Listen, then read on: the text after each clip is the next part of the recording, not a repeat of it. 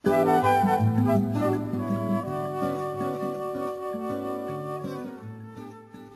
nga ba ang paraan ng pagbibigay ng pansin, ng pagsamba sa ating Diyos?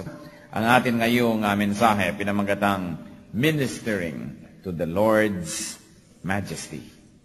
Heavenly Father, we pray for a message that comes from you. Turuan niyo nga po kami, Panginoon, na sa sandaling ito, maging mapayapa, matahimik, at marinig namin ang mensahe sa inyo. We ask you, Holy Spirit, bless us, enable us, empower us, anoint us to understand God's Word. And we pray, Father, that you may be our speaker. Gamitin niyo pong tungtungan ng inyong paa, ang inyong lingkod. Kayo po ang maging tagapagsalita. Maitaas namin ang inyong pangalan at ang katotohanan niyo makapagpalaya sa aming lahat.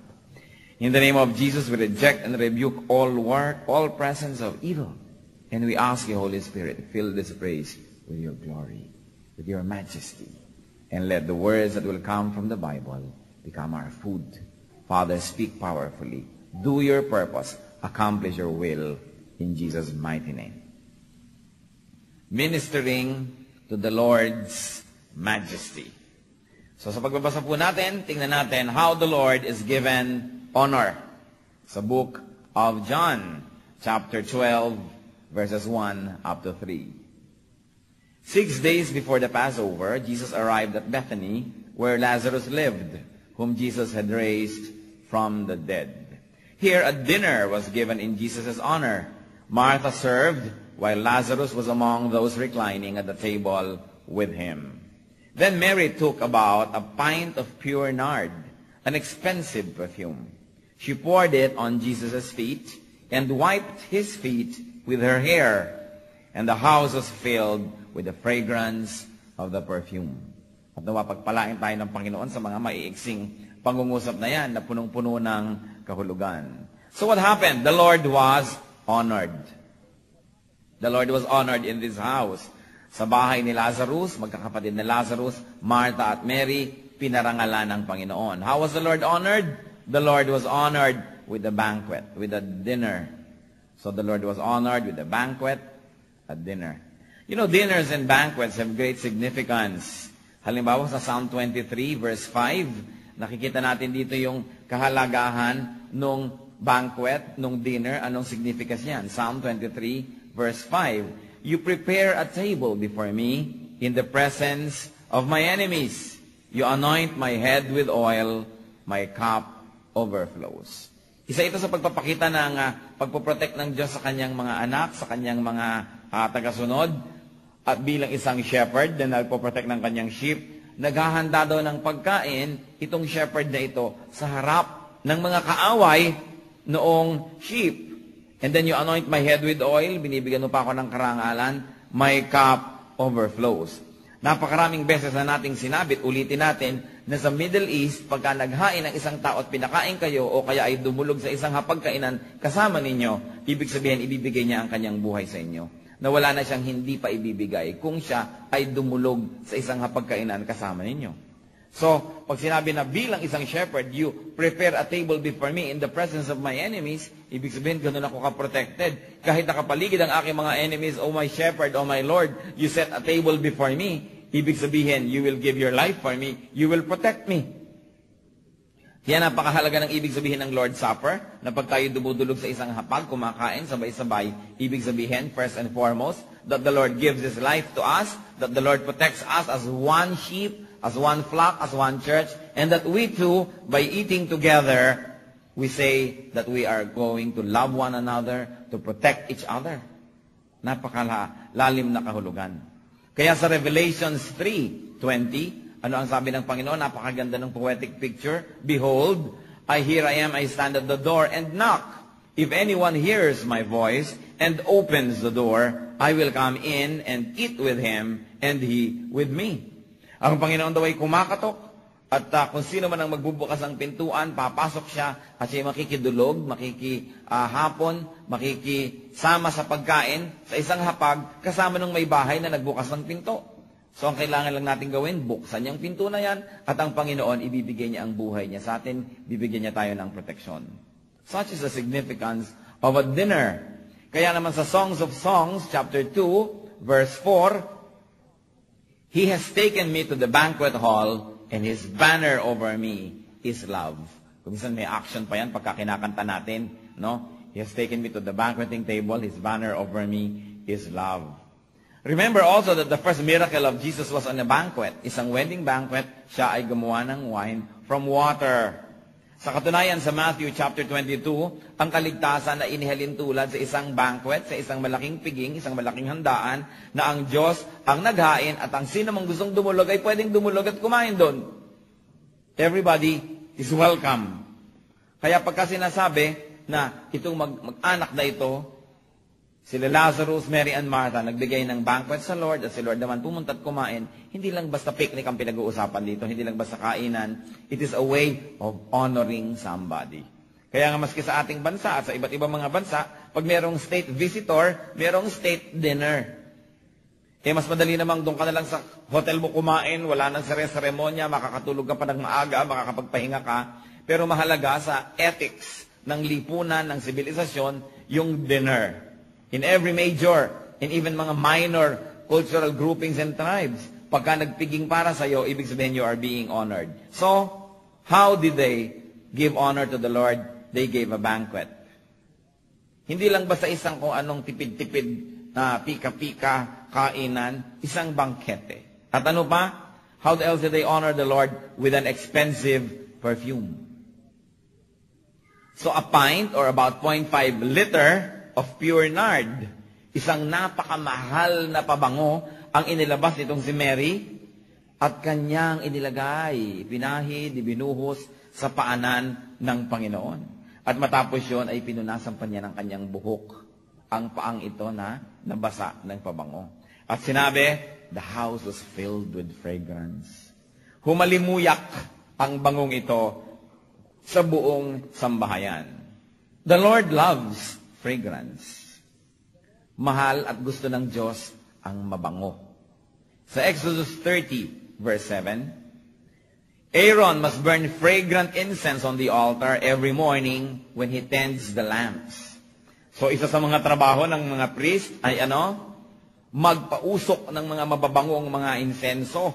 No? Isa yon sa ginagawa araw-araw. Psalm 45, verse 8. Ano pa ang sinasabi dito tungkol sa halimuyak? Referring to the Lord, all your robes are fragrant with myrrh and aloes and cassia.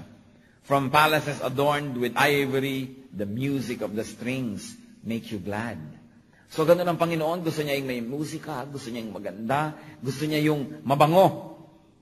Kaya naman sa Ephesians 5:2, Christ loved us and gave Himself for us as a fragrant offering and sacrifice to God.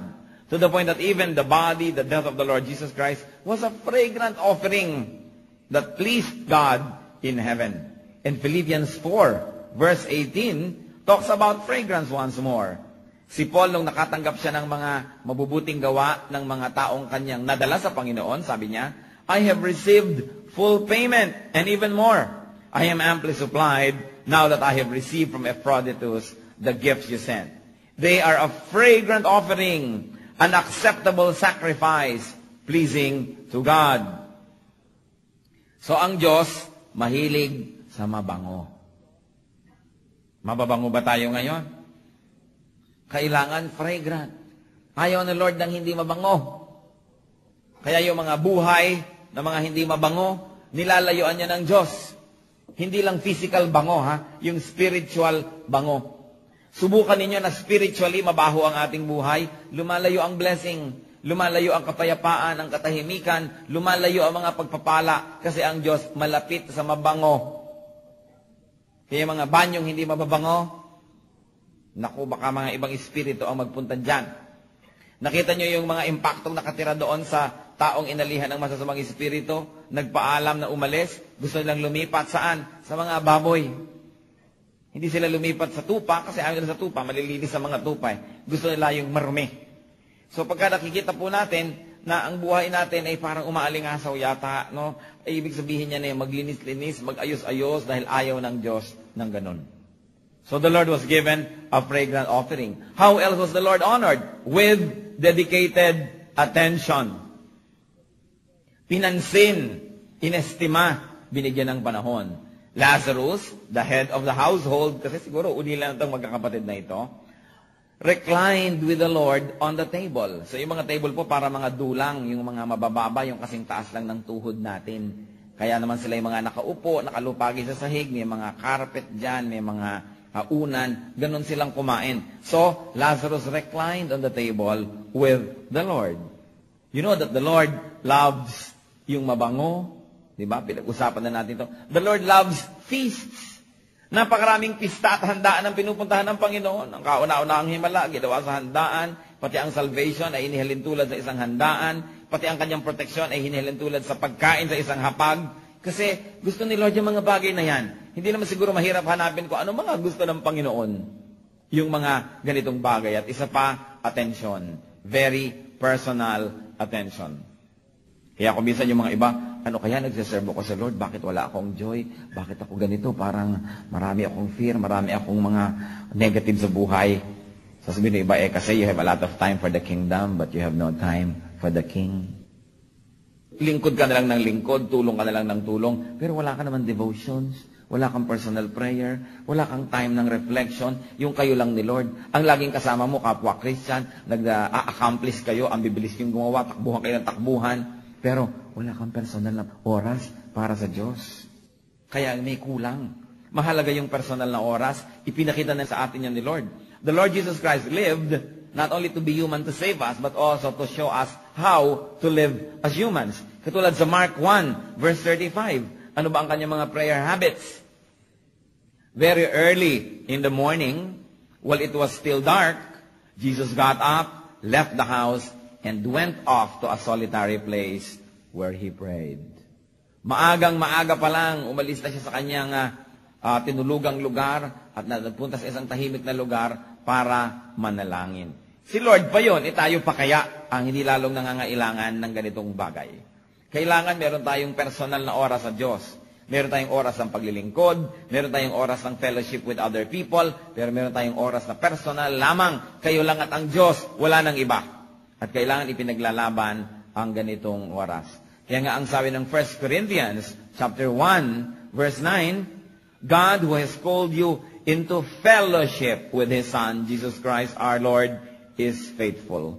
So we were called into fellowship with the Lord.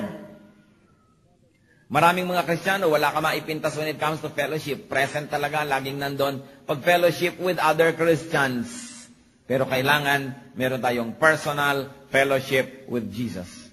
At nangyayari ito sa ating panalangin, sa ating devotion, sa ating quiet time.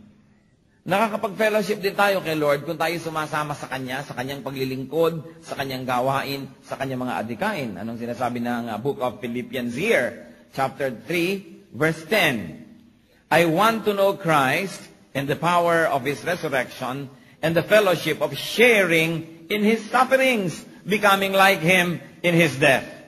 So pagka pala tayo ay sumasama sa mga suffering ni Lord, nakikipag-fellowship din tayo sa Kanya. Ano yon? Halimbawa, may nakakainis, tinitimpi mo ang iyong sarili, you suffer, then you fellowship with the Lord. Kasi tinimpi din niya ang kanyang sarili nung napakaraming mga nananakit sa Kanya. Pagka mayroong mga pupuntahan tayong mahihirap na puntahan, share natin ang gospel, tuturuan natin, tapos ayaw tayong pakinggan, pinagsasabihan pa tayo ng mga masasamang salita, at tayo naman ay hindi nagagalit sa kanila, we bless them and we pray for them. We share in the sufferings of Jesus who also experienced the same things. Sa paglilingkod natin sa kapwa, pagpapakain sa kanila, pagtingin sa mga mahirap, sa mga may sakit, sa mga nangangailangan, we suffer with Christ. And when we are persecuted for righteousness' sake, we suffer with Christ. And that too is a form of fellowshipping with Him. Kaya maraming malalalim na kahulugan ang pakikipag-fellowship kay Lord. So the Lord was given honor with dinner, with perfume, and with lavish attention. Nilagyan natin ang quotation yung word na lavish because actually many conservative people will find it lavish that Mary gave Him a very expensive perfume. Ang mahal-mahal naman yan, baka naman may mas mura-mura, pwede na yung konti, pwede na yung mura. But the Lord was honored with such lavish attention. Now, not everybody honors the Lord because in the same story, the Lord is denied honor also. Pwede rin naman natin pagkaitan ang Panginoon ng karangalan at ng parangal tulad ng ginawa ni Judas Iscariot na isa niyang disciple. John 12, verses 4 to 6 sa pagpapatuloy ng ating pagbabasa. But one of the disciples, Judas Iscariot, who was later to betray him, objected. Why wasn't this perfume sold and the money given to the poor? It was worth a year's wages. He did not say this because he cared about the poor, but because he was a thief. As keeper of the money bag, he used to help himself to what was put in it. So, hindi lahat natuwa na napakamahal at napakahalimuyak na pabango ang ibinuho sa paanan ng Panginoon. May nag-object, merong tumutol. At hindi naman ang tumutol ay ang mga demonyo, hindi tumutol ang mga masasamang espiritu, ang tumutol, disciple mismo ni Lord. Kadalasan naman yung mga tumututol, hindi rin yung mga tagalabas sa church, yung tagaloob din, yan din ang mga kontrabida kumisan. No? Hindi na kailangang lumayo pa. Ang sabi, nag-object siya. Judas Iscariot objects to such lavishness. Sabi, ang luhu-luhu naman, sobra na yan, exaggerated, masyadong expensive. Sabi niya, bakit hindi nalang ipinagbili ang pabango at yung pinagbilhan na ibigay sa mga maralita? Kasi nasabi sa atin na ang halaga ng pabango ay halaga ng sweldo ng isang tao ng isang taon. So kung sumusweldo ka ng 10,000 pesos, let us simplify, di ano yon, 120,000 worth yung pabango na sa isang iglap ay ibinuhos at ibinigay sa Panginoon. So sabi ni Judas, mali yan, maluho. Kung yan ay ipinenta natin at ibinigay sa mahihirap, mas mabuti pa ang ganong bagay. So he objected. Now, Judas's objection roots from selfish motive. It roots from selfish agenda. Kasi gusto niyang makahupit. Gusto niya ng hupit. Kasi ano palang ginagawa niya? Siya pala ang treasurer. Kaya pag marami nga namang naibenta, may namimigay kunwari sa mahihirap, yung parang siya yung debit, credit, kupit. Debit, credit, kupit. Ganun pala siya klaseng mag-accounting. No? Kaya katulad ng ibang accountants dyan. Kaya mga kamag-anak ni Judas. Kaya kailangan, tinitingnan natin, teka, sino bang kamag-anak ko? Siya sa istoryang to, parang si Judas yata. O si Mary ba? Naku, magbigay talagang todo-todo. O kaya ito bang magkakamag-anak na to na nagbigay ng dinner para sa Panginoon? Alin kaya ako sa mga character na ito? So Judas's objection is sugar-coated with what seems to be a valid concern. And what was the concern? Charity. Some Christians can be like Judas Iscariot. Kuripot. Kuripot sa pag-minister sa Lord. Kuripot in ministering to God. Puro na lang tipid. Puro na lang scale down. Puro na lang, let's be practical. Let's be simple. Yung pala, poverty mentality na yung umiiral sa kanilang buhay. Sometimes you see this in churches. Tama na ang isang simpleng sound system kahit pupugak-pugak. Tama na ang isang gibagibang stage. Tama na ang tumutulong bubong. Tama na ang madilim at pagkabaho-bahong banyo para sa church. Tama na ang sayaw na hindi pinractice. Tama na ang tugtog na pupugak-pugak. Tama na yan. Kay Lord naman simple na lang. Ganun ba ang gusto ni Lord? Yun ang gusto ni Judas.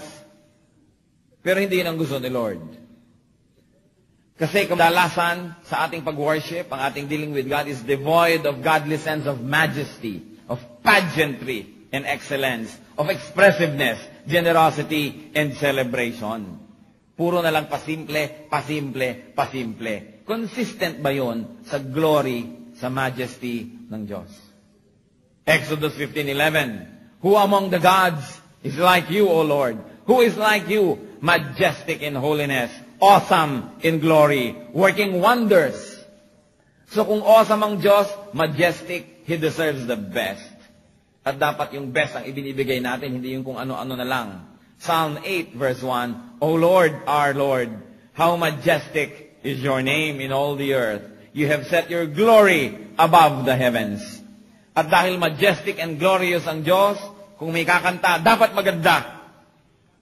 Hindi yung huwag niyo na hong pakinggan ang aking tinig. Intindihin niyo na lang po yung mensahe ng aking awit. Hindi, photocopy mo na lang yan. I-text mo na lang sa amin yung mensahe mo, no? At huwag ka nang kumanta, hindi pala maganda yung boses mo. Ngayon, iba naman yung nag-worship lang tayo corporately, kahit anong boses, syempre, pwede. Pero kung special number, kaya nga special number dahil special. So, hindi pwedeng kumakanta ka, nilalamon mo yung mga letra of your majesty, Maraming mga kabataan pag nagsasalita, parang may subong bato. Hindi mo na maintindihan sa pagpapakyot, na hindi na masabi ang letra. No? Kailangan kumakanta ka, naiintindihan yung kanta mo. Hindi lang maganda yung tunog, naiintindihan yung letra. Hindi lang naiintindihan yung letra, maganda rin yung tunog. So kung may mga choir, sauluhin nyo ang inyong kanta. Kung may mga special number, ipe-prepare. Kung gumagawa ka ng physical building, kailangan malinis, kailangan presentable, kahit na hindi super mahal ang ginagamit mong mga gamit, but the best that you can give, within what best means to you, pagkatapos maayos, malinis, hindi yung nakakandiri. Because God loves fragrance and glory and majesty and pageantry. Kailan pa kaya natin kikilalanin ng Diyos na ganoon siya? Mabuti pa yung mga nasa kulto. Pag sila ang gumagawa ng mga piging, ng mga pista, ng mga celebration, talagang todo-todo. Pagkatapos mga Kristiyano, lagi na tipid. Siyempre, kung tinitipid mong Diyos, ayan tuloy, ang blessing dumadating din sa'yo. Kapra-kapraso, tipid-tipid. Kung ang Diyos ba'y natutuwa sa atin, imposible ba sa Kanya na paulanin ng grasya ang ating buhay? Hindi imposible sa Kanya. Pero kailangan muna, katuwaan naman tayo. Kailangan maayos that we give Him the honor that He deserves. That within the best that we can do, yung best natin. So kung tayo yung mga kinakapos, ano ba yung best natin? Kung hanggang doon na lang, di hanggang doon, pero best pa rin. Ngayon, kung hindi ka naman kinakapos, maluwag-luwag ka, di mas maganda-ganda, yung pa rin ang yung best. Napakahalaga na tanggalin sa Christianity yung culture of poverty. This poverty mentality, pwede na yan. Simplihan na lang natin, okay na yan. Yung mga ganyang klaseng mentality dapat tinatanggal. So kung magpipreach, dapat the best, handa ka. Magti-teach ka, handa ka. Kahit anong ginagawa natin, the best gesture. Because we have the best God. In fact, there's only one God. And He is glorious, and He is mighty, and He is awesome. Kailangan sa ating pagkilos, nakikita pa doon yung ating trato sa Kanya. Pero hindi. Meron pa mga Kristiyano, tulad ni Judas Iscariot, are critical of those who minister to God in majestic proportions. Pag nakakakita sila ng mga big gesture, mga majestic and awesome gestures of other people, kinikriticize pa nila, maluluho, wasteful, extravagant. Ganyan pa ang mga tingin nila sa kanila. Ba't naman ang church natin? Ang dami-dami pang ilaw. Ba't naman ang sige, gusto mong madilim, pumunta kang kuweba. Di ba? Bakit naman ganito pa tayo? Bakit ganyan pa tayo? Ba't hindi na lang natin ipamigay sa mahihirap yan? Bakit naman inaayos pa natin? Bibili pa tayong mahal na sound system, bibili ng mga Biblia at ibigay sa mga walang Biblia. Sabi ni Lord, iba naman yung para doon sa mahihirap at iba yung para sa akin. Huwag yung pagpalitin. 1 Chronicles 16, 27 to 28. Splendor and majesty are before Him.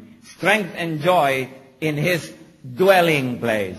Ascribe to the Lord, O families of nations. Ascribe to the Lord glory and strength.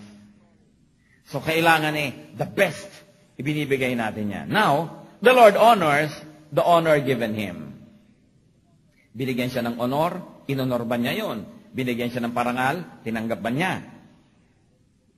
John 12, verses 7 to 8. Di hinaharang-harang ni Judas yung nagbibigay ng pabango kay Lord. Sabi ni Lord, leave her alone. Jesus replied, it was intended that she should save this perfume for the day of my burial. You will always have the poor among you, but you will not always have me. Kita niyo, sabi ng Panginoon, sige, mahalin yung mahihirap, pero hindi yan nauubos. Lagi silang nandyan. So huwag niyong pagpalitin yung devotion niyo sa akin sa pag-ibig niyo sa mahihirap. Ibigin sila at ibigin, pero huwag ibigay sa kanila yung pang-akin. Akin yung akin, sa kanila yung kanila.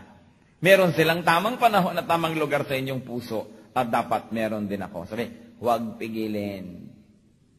Laging may mahirap. Hindi yan nauubos. Sabi niya ganon. Pero ako, hindi naman ako laging narito. At dapat kong tanggapin ang dapat kong tanggapin. So the Lord stops Judas Iscariot from stopping Mary. Sabi niya, leave her alone. And the Lord explains the significance of the act. Also the significance of the material, they were actually for his burial. Nalalapit na ang kanyang kamatayan. And the Lord contextualized Judas' concern for the poor. So niya, the poor will always be around, but I won't be. And the Lord graciously accepts the material, the act, and the intention. In-honor niya yun. Concern for the poor, concern for conservation, should not eclipse glorious and expressive worship. Iba yun. Huwag isinasali sa mga tinitipid. Matthew 22, verse 21. Then he said to them, give to Caesar what is Caesar's, and to God what is God's. Kung pwede tayong magpalit ng ibang words, give to the poor what is to the poor, and give to God what is God. Hindi kailangan magka-contest yun. Pwedeng ginagawa yun ang sabay. Parehong ginagawa. Inaaruga natin ang mga mahirap, mga maralita, pero hindi ibig sabihin na titipirin natin ang glorious worship natin kay Lord at ang expression ng ating paghanga, pagsamba sa Kanya. Pwedeng gawin yun ng sabay. Bakit? Kasi sa Diyos naman ang gagaling ang lahat ng pagpapala. Pwede niya rin ibigay lahat yon sabay-sabay kung siya ay nalulugod sa atin. Kaya ang number 1 muna natin gawin is to please God. And when God is pleased, He opens the floodgates of heaven and pours out blessings on all of us. Ano yon? Siksik, liglig, at umaapaw na blessing. Kaya magagawa mo lahat ng yung charity, magagawa mo pa yung glorious service mo, sabay-sabay. We minister to the poor. We minister to people. But do not forget that the number 1 duty of God's people is to worship God. We live to worship God. Secondary lang yung to serve others. Although that too is very important. But number 1, to worship God. To minister to God. Napaglilingkuran ba ang Diyos? Yes. We can make God happy. We can give delight and pleasure to the Lord through our worship. People minister to God through worship, through offerings, through glorification, through exaltation. Yung mga pageantry, mga feast, mga paghahanda. Kaya nga tayo nagpipista sa Panginoon tuwing May 1. Pista para kay Kristo, pistang Kristiyano. Ipinagpipista natin siya. Kung yung mga anak niya na gumagraduate sa board, ipinagpipista ninyo. Kung yung mga birthday ng kung sino ni wala man lang accomplishment, may handaan din. Ano? Kung yung mga may natuwa tayo, may ipinagpipista. May ikakasal na tao, ipinagpipista. Dapat ipinagpipista ang Panginoon. Isang mahalagang tradisyon. Kaya lang iba nagkakaroon ng negative feeling tungkol sa pista kasi nga attached sa idolatry, attached sa kung saan-saan. Hindi alisin ang idols, alisin yung mga hindi Diyos, yung mga Diyos-Diyosan, at ipagpista ang tunay na Diyos. Hindi napakaganda. Sa Biblia nga, ang dami-daming pista. Ang Panginoon laging present sa mga pistahan. Hindi naman ibig sabihin yung wasteful. Pero yung pagdiriwang, the sense of generosity, the sense of feeding the poor, the sense of sharing good things with fellow men. This is what pleases God. Isaiah 42 verse 8. I am the Lord. That is my name. I will not give my glory to another or my praise to idols. So niya yung papuri para sa akin, ang parangal para sa akin ay para sa akin. Hindi kailangan itong tanggalin para ibigay sa iba. At hindi kailangan itong bawasan para maging mabuti sa mahihirap. Pwedeng sabay-sabay. Christians must be free of poverty mentality. We should be generous in our worship. Kaya pag nag-worship tayo, kumakanta, ikanta nyo na lang todo. Huwag yung parang ipis na bubulong-bulong. Dahil maganda yung bigay na bigay, lalong-lalo pag nag-worship. Hindi naman yung aakyatin niya na yung kisame at gugulong na kayo dyan. Yung iba namang sobra ng bumigay. No? Nagiging scandalous na tuloy at abala sa iba. No? Pero yung hindi nakaka-offend sa iba, na bigay na expression. When we give our offerings, when we give our tithes, yung bigay na bigay, yung talagang dramatic. Hindi yung kapra-kapraso, kasi ang balik din niya, kapra-kapraso. Pag naglilingkod tayo sa Diyos, maglingkod na ng gusto. Kakanta kayo, pag-practicean nyo na yan. Be properly attired. Magtuturo kayo, mag-aral, maghanda, give mga visual aids, mga kung ano-ano, mga teaching aids. In other words, give it your best. Because the Lord has given His best.